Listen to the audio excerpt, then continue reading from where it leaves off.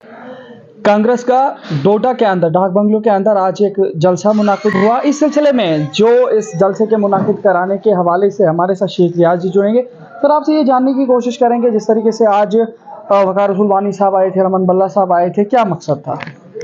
देखिए, आज इन्होंने हमें 2-4 दिन पहले एक रिव्यू मीटिंग के लिए एक ऑर्डर निकाला था। उसी सिलसिले में यहाँ आए और लोग वर्कर्स के साथ मीटिंग की। तो आप मुझे ये बताइए, जिस तरीके से इन्होंने कहा कि जो अपोजिशन के हिंदुस्तान के लीडर राहुल गांधी जी हैं वो डोडा में आ रहे हैं, तो किस तरीके से आप इसको देखते हैं? बिल्कुल, वो तो डोडा में आएंगे क्योंकि उनको डोडा में आना चाहिए। यहाँ डोडा में बहुत कम जो लीडर हैं वो नहीं आते हैं, क्योंकि यहाँ जम्मू कश्मीर का एक एंड है, इसको एंड में कहा जाता है डोडा। तो यहाँ बहुत कम लीडर आते हैं। अगर राहुल गांधी जी आएंगे तो यहाँ की जनता जो है, पूरी आवाम जो है, वो उनका स्वागत करेंगे, सद के दिल से उनका स्वागत करेंगे और उनका इस्तकबाल करेंगे और जोश व खरोश से वो राहुल जी के जलसे में हिस्सा लेंगे।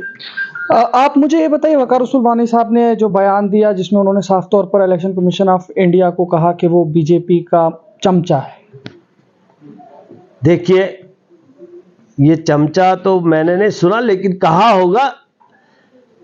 तो चमचा इस हिसाब से कहा जाता है कि जब भी कोई बात इलेक्शन के बारे में उठती है तो देखिए, उन्होंने ही बोला कि यहाँ हम पंचायती चुनाव, म्यूनसिपैलिटी चुनाव करवाएंगे, लेकिन जब चुनाव करवाने की बारी आई तो तब एकदम से पीछे हट जाते हैं। तब और कोई बहानेबाजी लगाकर तो चुनाव को आगे बढ़ा रहे हैं। वो क्यों आगे बढ़ा रहे हैं? क्योंकि उनको यहाँ जम्मू कश्मीर की जनता अब बहुत अच्छी तरह से निकारेगी, क्योंकि जम्मू कश्मीर में उन्होंने जम्मू कश्मीर की जनता को जो सदमा पहुंचाया है, सबसे बड़ा सदमा वो ये है कि उन्होंने स्टेट को यूटी में तब्दील किया और यहाँ की जनता के साथ जो खोखले वादे, खोखले दावे किए, वो एक भी पूरा नहीं किया।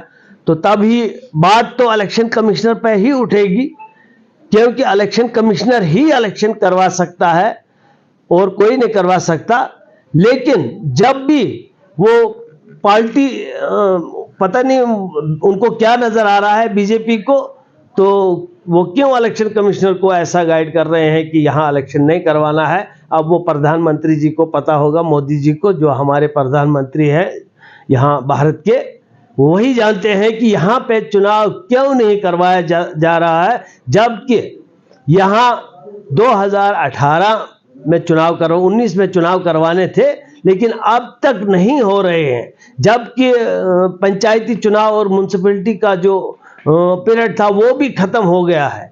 तो बीच में ऐसे ही थोड़ा सा ढुंढूरा पेटा कि यहाँ चुनाव होंगे, पहले म्यूनसिपैलिटी के होंगे, फिर पंचायत के होंगे, लेकिन कुछ नहीं। जब भी मौका आया चुनाव का तो चुनाव को पीछे किया जा रहा है बार बार।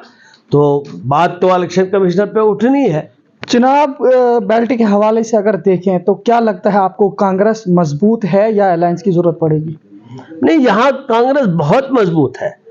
आप खिते चुनाव की बात कर रहे हैं या जम्मू कश्मीर की बात कर रहे हैं? देखिए, कश्मीर में अगर वहाँ एनसी है तो वहाँ अलायंस की जरूरत शायद हो सकती है, लेकिन खिते चुनाव में अलायंस की कोई जरूरत नहीं है। यहाँ वन साइड वोट है, यहाँ जितना भी वोट है वो कांग्रेस का है। क्या दोनों कॉन्स्टिट्यूएंसीज में या एक में? नहीं, मैं बोलता हूँ 5 कॉन्स्टिट्यूंसीज में, 5-6 कॉन्स्टिट्यूंसीज में यहाँ जितना भी वोट है वो कांग्रेस का है। यानी आप किश्तवाड़ को और भद्रवा और डोडा सबको इंक्लूड करें? बिल्कुल, डोडा, किश्तवाड़, इंदरवाल, भद्रवा, अब जो डोडा वेस्ट बनाई है वो, रामबंद है, बानिहाल है, ये सब सीटों पे कांग्रेस चुनाव लड़ेगी और चुनाव जीत। तो सदर आए थे जम्मू कश्मीर प्रदेश कांग्रेस कमेटी के वकार रसूल साहब, उनके साथ रमन बल्ला साहब, तो शेख रियाज साहब को भी उन्होंने जम्मू कश्मीर के अंदर जनरल सेक्रेटरी का ओहदा दिया है जम्मू कश्मीर प्रदेश कांग्रेस कमेटी का। तो पहले आपको मुबारकबाद है इस सिलसिले में। शुक्रिया आपका बहुत बहुत अदरीस साहब। मुझे बनाया गया है वो इस बेस पे बनाया गया है कि मुझे 4 साल यहाँ हो गए सिर्फ लोगों के पास जाते, लोगों के घरों में, लोगों के सुख दुख में, लोगों की खुशी गमी में मैं जाता रहता हूँ। तो ओहदे ऐसे नहीं मिलते हैं, बल्कि उन पे काफ़ी तकदो करना पड़ता है। जब पार्टी देखती है कि कौन काम कर रहा है पार्टी के लिए, तो ओहदे खुद ब खुद मिल जाते हैं, जैसे मुझे मिला। आप मुझे ये बताइए, जिस तरीके से आपको पहले जो डोडा के अंदर की जिम्मेदारी थी, अब आपको थोड़ा सा पूरी यूटी के अंदर जिम्मेदारी मिल रही है, तो क्या लगता है आपको? हम चलाएंगे इंशाल्लाह। पार्टी के लिए हम अपना रात दिन एक करके पार्टी को चलाएंगे। तो मुझे ये बताइए, जिस तरह से जम्मू कश्मीर प्रदेश कांग्रेस कमेटी के लोग यहाँ पे थे, जो कुछ आपके वर्करान दूसरी पार्टीज में गए हैं, तो क्या लगता है आपको उनकी वजह से कांग्रेस मजबूत हो गई है या कमजोर? नहीं, देखिए, मैं तो ये समझता हूं कि जो कांग्रेस से भाग के उन्होंने कहीं दूसरी पार्टी का दामन थामा है, लेकिन वो दामन थामे बगैर ही टूट गया है, क्योंकि वो पार्टी नहीं है, बल्कि वो वोट काटो पार्टी है। जो पार्टी यहाँ आप बात कर रहे हैं डीपीएपी की पार्टी जो है, हम भी वहां गए थे, लेकिन बोलते हैं दूर के डोल सुहाने लगते हैं, लेकिन जब इंसान नज़दीक जाता है तो वहाँ हर एक चीज़ का पता लग जाता है बीच में जाके। तो वही हमें भी पता लगा कि ये पार्टी आज़ाद साहब की पार्टी नहीं है, बल्कि ये मोदी साहब की पार्टी है। क्योंकि यहाँ आपने देखा, पहले तो पार्टी बहुत उरूज पे चल रही थी, हम भी गए थे, पूरे जम्मू कश्मीर के लोग गए थे, कुछ ही लोग बचे थे। यहाँ जब वकार साहब को स्टेट प्रेसिडेंट बनाया गया, तो हमें नहीं लगता था यहाँ वकार साहब के साथ कोई रहा है, सभी आज़ाद साहब के साथ गए थे। लेकिन वो एक गलत फहमी थी कि आज़ाद साहब, हम मानते हैं वो एक बहुत बड़ी शख्सियत थी, लेकिन उनके पीछे अगर शख्सियत उनको बनाने में जो हाथ था, वो कांग्रेस पार्टी का था। तो आपको क्या लगता है, वो लीडरान जो यहाँ से चले गए हैं दूसरी पार्टीज में, अगर वो कांग्रेस में वापस आना चाहते तो कांग्रेस से उनको हो सकती है? नहीं, उन्होंने, मुझे जहां तक पता लगा कि उन्होंने काफी कोशिश की कांग्रेस में वापस आने की, लेकिन शायद यहाँ कांग्रेस इतनी बड़ी जमात हो गई है कि शायद उन लोगों के लिए जगह नहीं बची होगी, क्योंकि ये दिन ब दिन पार्टी बढ़ रही है। पार्टी दिन ब दिन, पार्टी में जितने भी लोग थे, भागे हुए थे, वर्करान थे, जो इधर उधर गए थे, भटक गए थे, वो फिर वापस आ गए हैं। तो मैं समझता हूं कि उन लोगों के लिए शायद अब जगह नहीं बची है।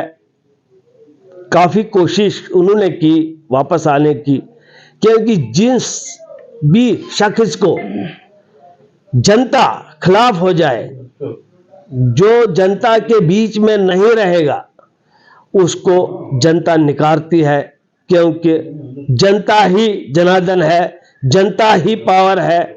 जनता के पास जो पावर है वो लीडर के पास नहीं है। लीडर को अगर बनाती है तो वो जनता बनाती है। तो नाज़रीन, आपने देखा हमारे साथ शेख रियाजी बात कर रहे थे कांग्रेस के हवाले से। इन्होंने बातचीत की है कि चिनाब बेल्ट के अंदर ना सिर्फ 2 कॉन्स्टिट्यूएंसीज में, बल्कि पूरी जितनी भी चिनाब बेल्ट के 3 डिस्ट्रिक्ट की कॉन्स्टिट्यूएंसीज है, वहां पे कांग्रेस मजबूत है। आपको क्या लगता है, आप भी तबसरे में बता।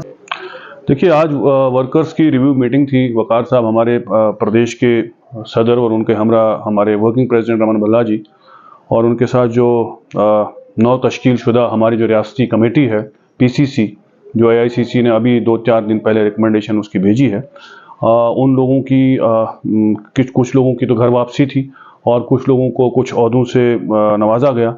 उसी सिलसिले में वर्करान के साथ भी मीटिंग वकार साहब की थी और रमन भल्ला साहब की थी, लेकिन वो वर्करान की जो मीटिंग थी वो जलसे में तब्दील हो गई।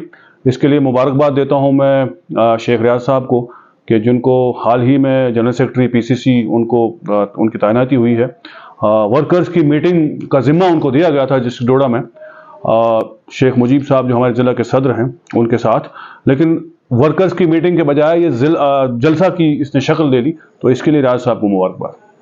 तो क्या कहेंगे आप, आपको भी काफ़ी समय से आप कांग्रेस में हैं, तो क्या आपको कोई इस तरीके से ओहदा दिया गया, कोई जिम्मेदारी? जी, मुझे भी राष्ट्रीय सेक्रेटरी बनाया गया रियाज साहब के साथ। ज़िला डोडा में 2 राष्ट्रीय सेक्रेटरी दिए गए हैं, एक मुझे बनाया गया, एक नदीम शरीफ नियाज साहब को बनाया गया है, और उसके साथ हमारे जो XMLC नरेश गुप्ता जी हैं उनको नायब सदर बनाया गया है। रियाज साहब को रियासती जनरल सेक्रेटरी बनाया गया है। तो कुछ जिम्मेदारियां कुछ लोगों को दी गई हैं, आने वाले दिनों में और ज़्यादा जिम्मेदारियां लोगों पे दी जाएंगी। हमारे जो शेख साहब हैं ज़िला सदर हैं उनको बरकरार रखा गया है, दोबारा उनको ज़िला सदर जो है वो बनाया गया है।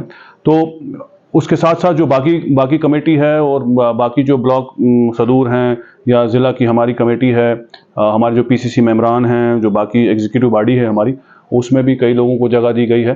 तो ये सारी चीज़ें हो रही हैं। गर्ज ये है कि हम कांग्रेस को बूथ लेवल पे मजबूत करें, हम सब मिलजुल के काम करें। मिलजुल के काम करने का नतीजा यही है कि हम जो है आज आपने देखा कि वर्करान की मीटिंग जो है वो जलसे में तब्दील हुई। तो बिलाखिर मुझे लगता है कि वकार साहब की, रमन भल्ला साहब की और हम सब की मेहनत और कोशिशों और काविशों की वजह से जो है कांग्रेस दिन दुगनी रात चौगनी तरक्की कर रही है।